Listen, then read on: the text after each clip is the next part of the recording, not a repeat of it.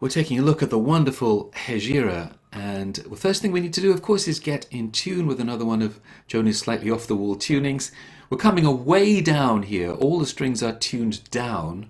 The first all the way down to B, second to F sharp, third to E, fourth to C sharp, fifth to F sharp, sixth to B. And because it's so low down here, especially in the bass, we get this very dark sound to the accompaniment. Here's the introduction.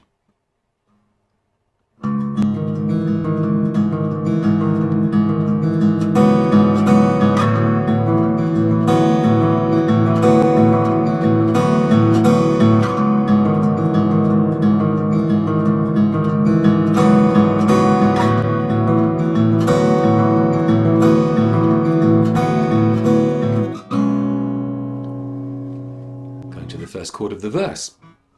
So you want to hold down the 6th, 5th and 4th strings at the 2nd fret. This is as close as Joni ever comes to Travis picking, but she doesn't do it the regular way, of course. She's going to alternate between strings 6 and 5 on every single chord of this song. So make sure your thumb is going 6, 5, 6, 5 regularly through the song.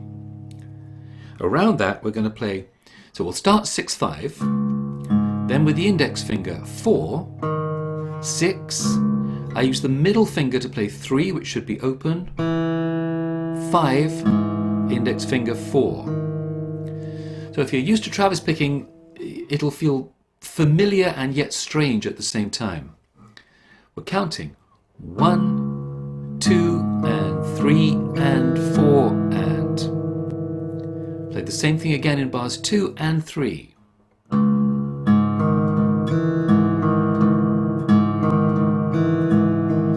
And at bar 4, we get the thing that Joni loves to do in these kind of impressionistic accompaniments, where she just flicks up from the first string.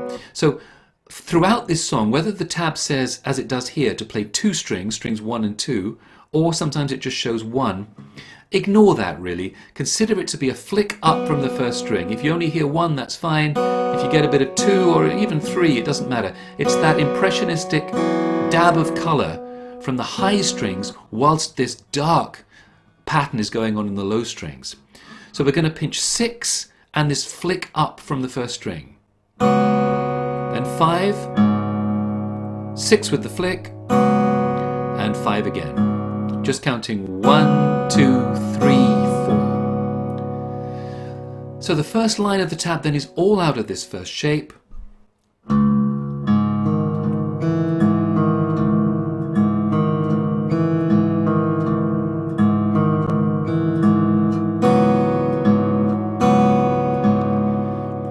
You might notice there that in bar 3, that final 4th string note with the index finger isn't played. It doesn't matter if you do play it, but you can safely leave it out there.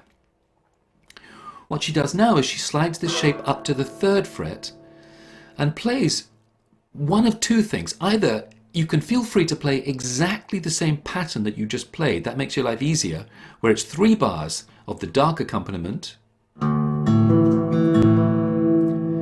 bars of that, followed by the flicked bar. So just like, if you play it like that, it's just like the first line was.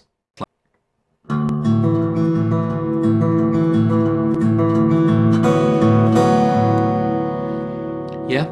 So either that, or sometimes what she does is she does the up flick on the first beat of every bar except the first one out of this shape. So first one is normal.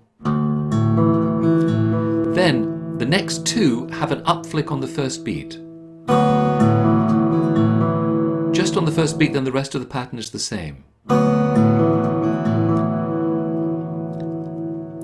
The third one, or bar 7 of the tab, is the same.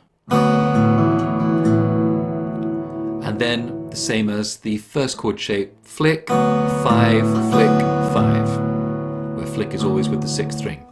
So 2 chord shapes, and either play the same thing both times, or you can change the pattern with those up flicks.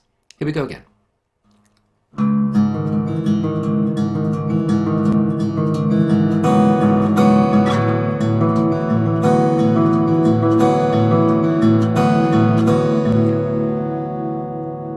record, she then goes back to bar 1 and repeats that intro sequence, and the second time round she starts the verse at bar 9.